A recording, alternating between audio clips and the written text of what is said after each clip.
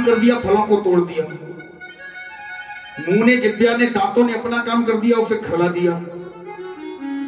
पेट में चला गया, पेट ने अपना काम कर दिया, बोले ठीक है पेट भर गया। तब तक पेड़ वाला आ गया जिसके फल थे, उसने उठाई लाठी, पीठ पर 4-6 लगा दी, पीट दिया।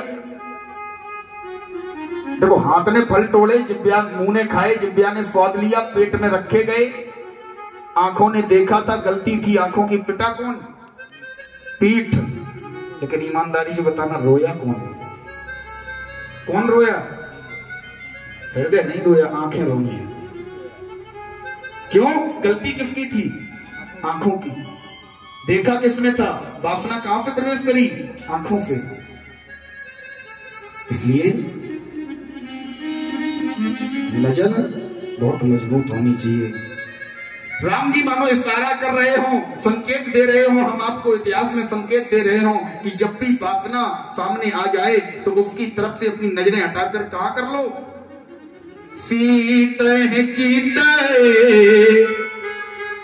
जानकी मैया भक्ति है, भक्ति भक्ति की तरफ। वासना अगर सामने खड़ी है तो अपनी नजर वासना के सामने से हटा लो, भक्ति की तरफ लगा लो, तुम्हारा कोई कुछ बिगाड़ नहीं पाएगा। और जिस दिन तुम वासना को वासना की तरफ देख कर रह जाओगे, वासना को अपने नेत्र रूपी कपाटों से अपने शरीर में प्रवेश कर जाने दोगे, उस दिन ये वासना तुम्हें सत्संग नहीं करने देगी। इसलिए राम जी जानकी की तरफ देख रहे हैं, शूर्पणखा से बात कर रहे हैं। शूर्पणखा से कह रहे हैं, शूर्पणखा मेरा तो विवाह हो गया, मानो ये मेरी पत्नी बैठी है? मेरा जो छोटा भाई है ना, अहेई कुमार मोर लघु भ्राता, लक्ष्मण जी मेरे छोटे भाई हैं, ये कुंवारे हैं। संतों ने प्रश्न कर दिया, बोले राम जी झूठ क्यों बोल रहे? लक्ष्मण जी कुंवारे थे? नहीं थे ना।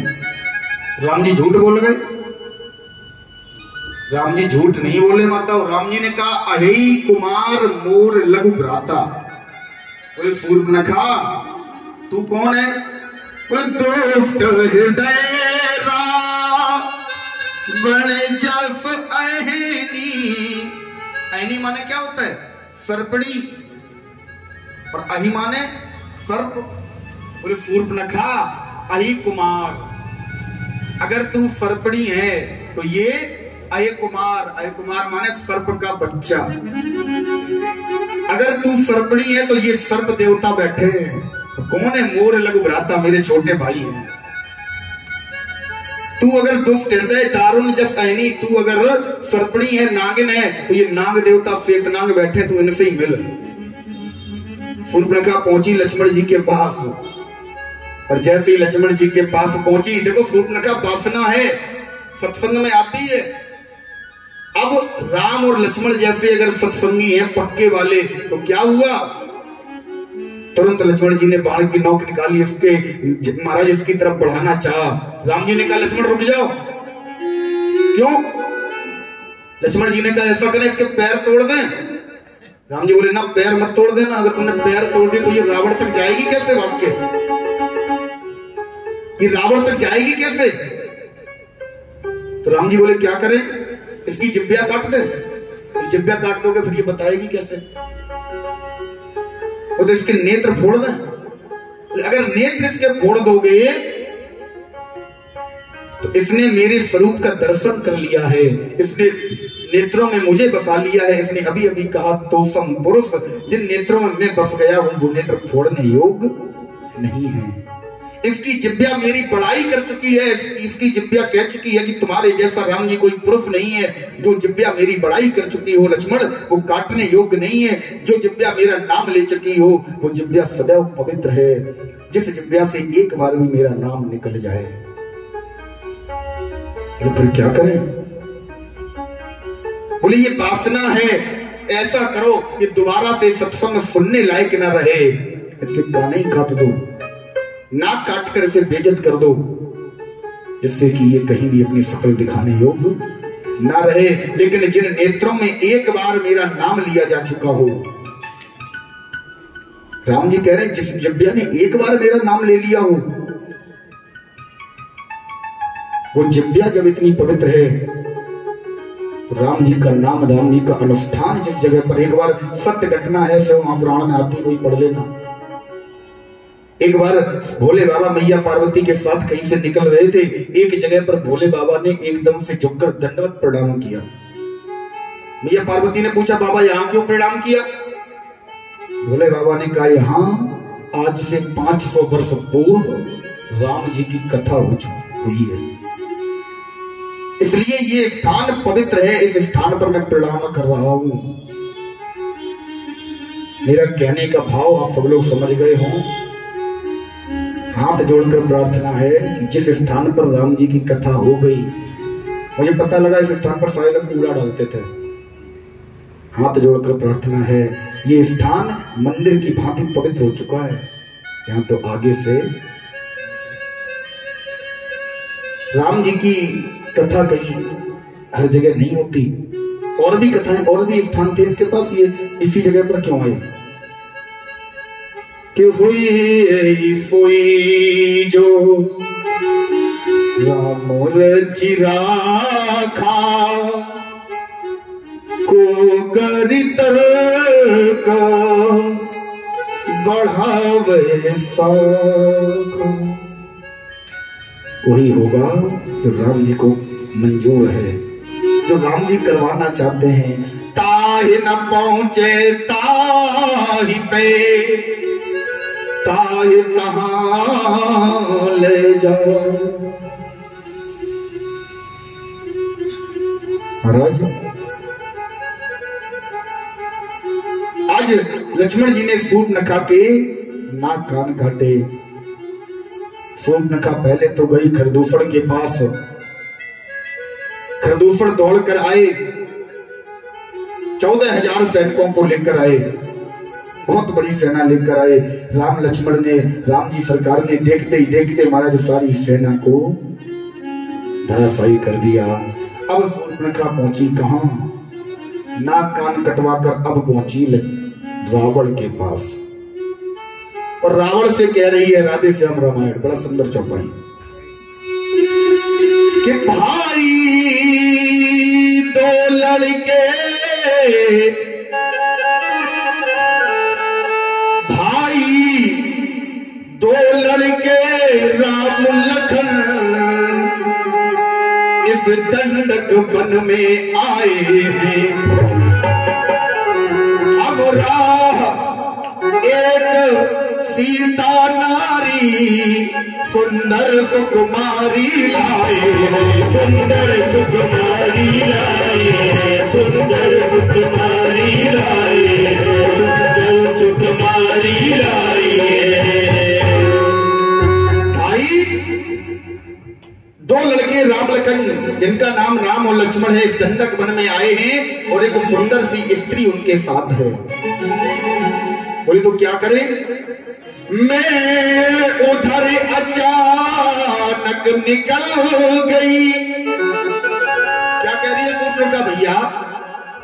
मैं उधर अचानक निकल गई, उस नारी से मिलना चाहा,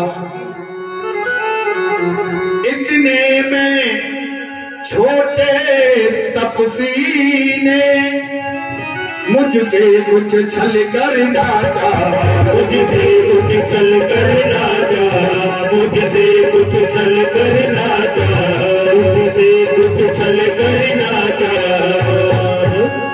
रावण ने कहा क्या कह रही है? तेरे साथ छल करना चाह? बोले हाँ भैया। तूने मेरा नाम नहीं लिया? बोले भैया तुम्हारा नाम लिया इसीलिए तो ये हालत हो गई। जब मैंने तेरा नाम लिया, तुम्हारा नाम ना लेते तो शायद बच जाते। जब मैंने तेरा नाम लिया तो उसने मुझको दी गाली। जब मैंने तेरा नाम लिया तो उसने मुझको दी गाली। मेरे ये कान कुतर डाले मेरी ये नाक काट डाले, मेरी ये नाक काट डाले, मेरी ये नाक काट डाले। भैया मेरी नाक गई सो गई, अब अपनी नाक संभालो तुम। मेरी नाक गई सो गई, अब अपनी नाक संभालो तुम। और जग में जिसकी नाक नहीं तो नकटा नाम धरा लो तुम, तो नकटा नाम धरा लो तुम, तो नकटा नाम धरा लो तुम। रावण ने कहा क्या कह रही है, क्या कह रही है? भैया मैं सही कह रही हूं, तुम्हारी बहन की नाक कट गई और अगर तुम कुछ कर ना पाओ, अपनी नाक ऊंची ना कर पाओ, तो मेरी नाक गई सो गई, अब अपनी नाक संभालो तुम। जग में जो ऊंची नाक नहीं तो नकटा नाम धरा लो तुम। तो अपना नाम तो रावण से हटाकर नकटा रख लो, नकटा। इसलिए रावण भैया कुछ करो। रावण ने कहा ये बताओ तो तुम खरदूषण के पास नहीं गई? बोले गए थे। खरदूषण ने तेरी सहायता नहीं की? बोले की। क्या किया? मेरे साथ गए, मेरे साथ गए खरदूषण, और महाराज नाक कान काटने में तो थोड़ा टाइम भी लगा उन्हें। खरदूषण को तो उन्होंने जड़ से ऐसे साफ कर दिया एक ही सेकंड में। अरे खरदूषण को मार दिया? बोले हाँ। रावण समझ गया। बोले खरदूषण मो समबलवंता, तिन्हीं कुमारे बिनु भगवंता। खरदूषण मेरे समान बलशाली हैं, इन्हें भगवान के सिवा कोई मार नहीं सकता। इसका अर्थ है भगवान स्वयं आ गए हैं। अब देखो रावण मन में विचार किया, तब न होए यही तामस देहा। रावण विचार कर रहा है कि देखो मेरे से तपस्या होगी नहीं, पूजा होगी नहीं, पाठ होगा नहीं, अनुष्ठान होगा नहीं, भजन होगा नहीं, कीर्तन में कर नहीं पाऊंगा, माला में फिर नहीं पाऊंगा, फिर राम जी को पाए कैसे, राम जी की शरण कैसे मिले? रावण विचार करता है। मंदिर बनाए, एक मजदूर जो डेली मजदूरी करता हो, साहित्य पर ध्यान दें। मंदिर बनाए, धर्मशाला बनाए दिव्य, इतनी भला कहां हस्ती मजदूर की। एक मजदूर कभी कोई बड़ा सा मंदिर या धर्मशाला नहीं बना सकता, बेचारा उतना ही कमा पाता है। थोड़े से ध्यान में ये मन तो है टिकता नहीं, साधना उपासना तो बात बड़ी दूर की। मैं 2 मिनट बैठ नहीं सकता, पूजा नहीं कर सकता, अर्चना नहीं कर सकता, दैत्य कुल में मेरा जन्म हुआ, तामस देह है मेरी, फिर क्या करूं? बिंदु कवि एक ही सुखद उपाय मिला। एक उपाय निकाला रावण ने, इसी से पूर्ण होगी कामना क्रूर की। क्या उपाय? करूंगा गुनाह तो किसी दिन अदालत में, अगर मैं गुनाह करूंगा, पूजा करने से ये मुझे नहीं मिलेंगे, मुझे पता है। मैं गुनाह करूंगा, मेरे गुनाहों का हिसाब करने तो आएंगे। करूंगा गुनाह तो किसी दिन अदालत में, जाकर ही देख लूंगा सूरत हुजूर की। मैं गुनाह करूंगा, पाप करूंगा, तो मुझे दंड देने के लिए तो परमात्मा मेरे पास आएगा, और जिस दिन आएगा उसी दिन उसके दर्शन हो जाएंगे, और जिस दिन दर्शन हो गए भव से पार हो जाऊंगा। रावण का ये विचार है। देखो, रावण ने और विभीषण ने दोनों ने परमात्मा को पाने के लिए प्रयत्न किया, लेकिन दोनों के मार्ग अलग हैं महाराज, मंजिल दोनों की एक है। रावण पर खींच गए, खींचना मतलब गुस्सा, खींचे तो मुक्ति दई, मुक्ति दे डाली रावण को।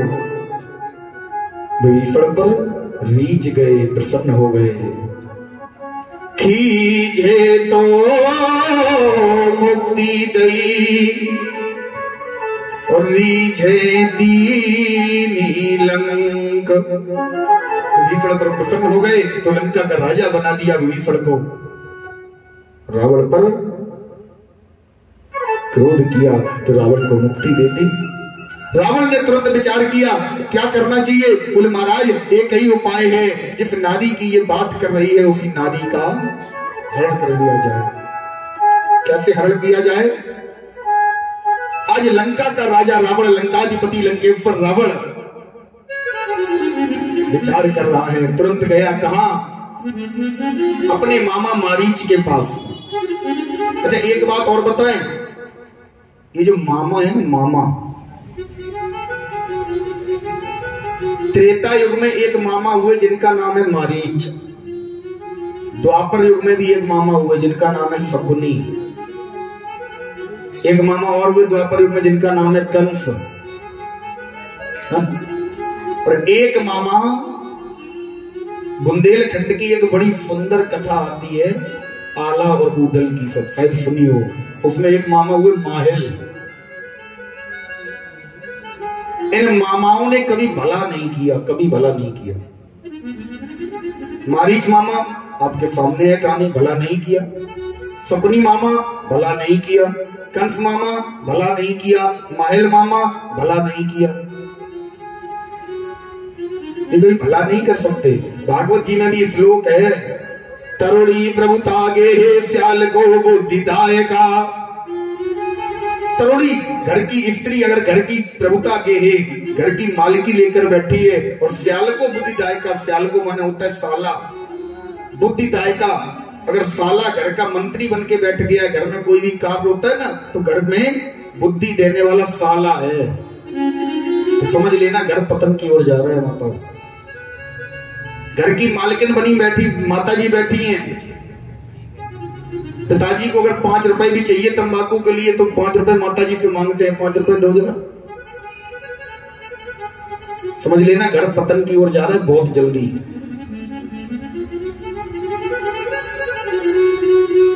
हमारे यहाँ एक कहावत कही जाती है महाराज, सामने का, घर के सामने तो पानी बहता है ना, उसे पनारा बोलते हैं, पनारा। सामने का पनारा, घर का कमजोर पिछवाड़ा, और घर के अंदर साला, ये कभी भला नहीं करते, कभी भला नहीं करेंगे। महाराज आज मारीच मामा के पास गया रावण। मारीच से कहा, मारीच तुम्हें सीता जी का, जानकी जी का हरण करने में हमारी सहायता करनी है। मारीच साफ नाट गया, बोला मैं नहीं करूंगा। रावण ने कहा मैं तेरा वध कर दूंगा, अभी यहीं मार दूंगा। मारीच ने हृदय मन में विचार किया, देखो अगर जानकी जी का हरण करने में इसकी सहायता करेंगे तब भी मारे जाएंगे, तब कौन मारेगा? तब राम जी मारेंगे, और अगर इसकी सहायता नहीं करेंगे तो ये मार देगा। तो मारीच ने हृदय में विचार किया, बल्कि इसके हाथों मरने से अच्छा है राम जी के हाथों मरे। महाराज आज रावण के कहने से ये मारीच स्वर्ण मृग बनकर सोने जैसे सुंदर रेशे इसके शरीर पर हैं, ऐसा स्वरूप बनाकर वहीं पहुंचा। कहां? पंचवटी के पास, जहां पर जानकी मैया, राम जी सरकार और लक्ष्मण भैया बैठे हुए हैं। अब देखो माया रूपी मृग, माया रूपी हिरण सामने आया, न राम जी को दिखा न लक्ष्मण भैया को दिखा। सबसे पहले नजर गई जानकी की, सीता की। क्यों गई? क्योंकि ये जो सीता जो राम जी के पास बैठी है ना, ये सीता कौन है? माया रूपी सीता है। ये भी मायावी सीता है। रियल वास्तविक सीता अग्नि में वास कर चुकी है। माया रूपी सीता प्रकट होकर राम जी की लीलाओं में साथ दे रही है। हिरण जो चलकर आया वो माया रूपी हिरण है। राम जी को नहीं दिखा, लक्ष्मण को नहीं दिखा, किसे दिखा? सीता को।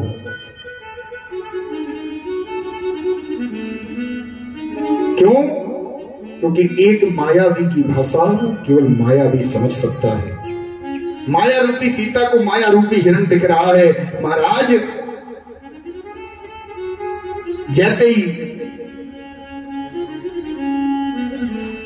इस हिरण को देखा, परमात्मा की शरण में बैठा हुआ जीव धन स्वर्ण को देखकर आंखों में चमक उत्पन्न हो गई। उस चमक में इतना खो गया कि अच्छे बुरे का भान इसे नहीं रहा।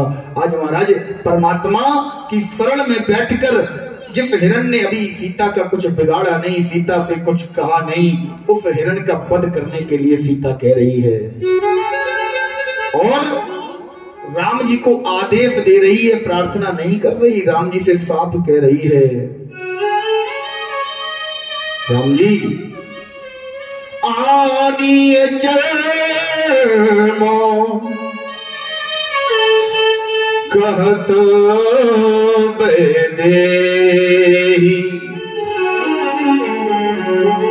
सत्य संध प्रभु बध कर एही।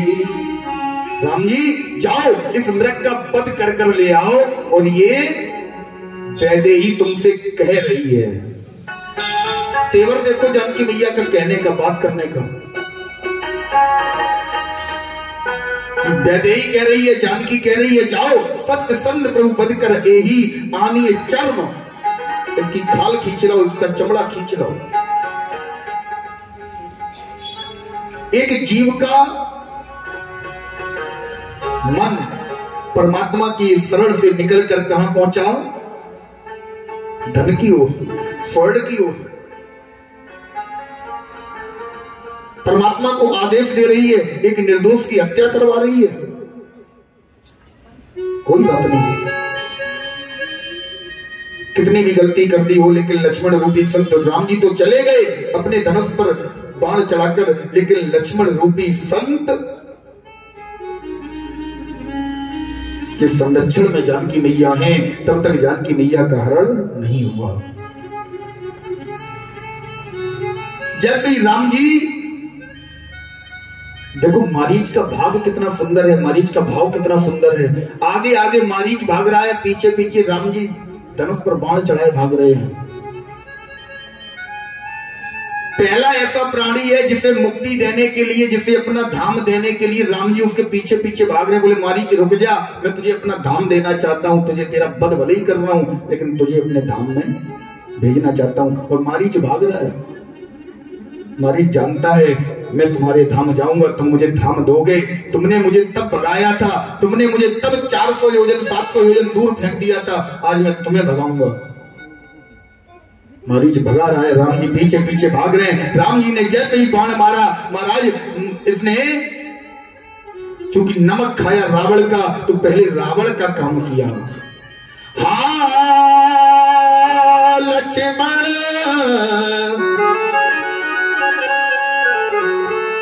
हा बेदेही। जैसे ही राम जी ने इसे बाण मारा, इसने तुरंत राम जी की आवाज में एक आवाज लगाई, हा लक्ष्मण हा बेदेही। इस मायावी की आवाज न तो राम जी को सुनाई दी, न लक्ष्मण जी को, केवल जानकी मैया के कानों में आवाज गई। और जैसे ही बाण लगा, धीरे से इसने राम कहकर अपने प्राण छोड़ दिए। जानकी मैया ने जैसे इसकी आवाज को सुना, महाराज जैसे इसकी आवाज को सुना, लक्ष्मण जी को कहा, लक्ष्मण जी को प्रेरित किया, जानकी मैया जब तक परमात्मा के संरक्षण में रही, संत भगवान साथ लक्ष्मण रूपी संत साथ में रहे, लेकिन आज लक्ष्मण रूपी संत को भला बुरा कहकर जानकी मैया ने जैसे ही आश्रम से पंचवटी से बाहर भेजा। ध्यान रखना, एक बात और बता दें आपको, लक्ष्मण एक संत की भूमिका में है। लक्ष्मण ने एक नियम बता दिया जानकी मैया को, बोले मैया इस रेखा के अंदर जब तक तुम रहोगी तुम्हारा कोई कुछ बिगाड़ नहीं पाएगा। ये रेखा क्या है? ये संत के नियमों की, संत के आचरणों की, नियमों की एक रेखा है।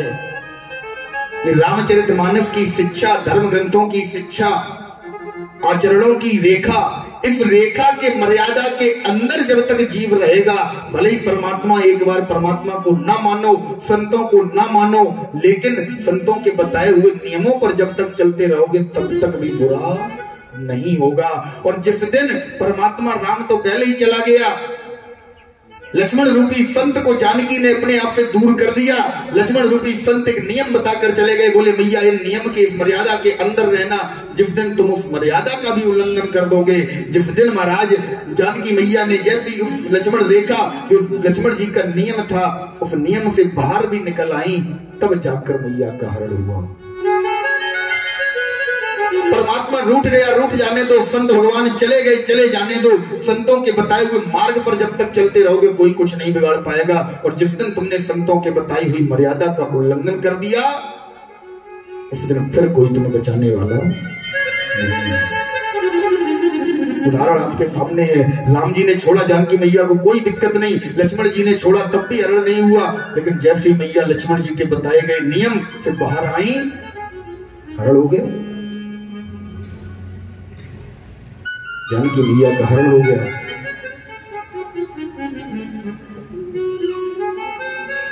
रास्ते में जटायु मिला, जटायु ने रावण से युद्ध किया।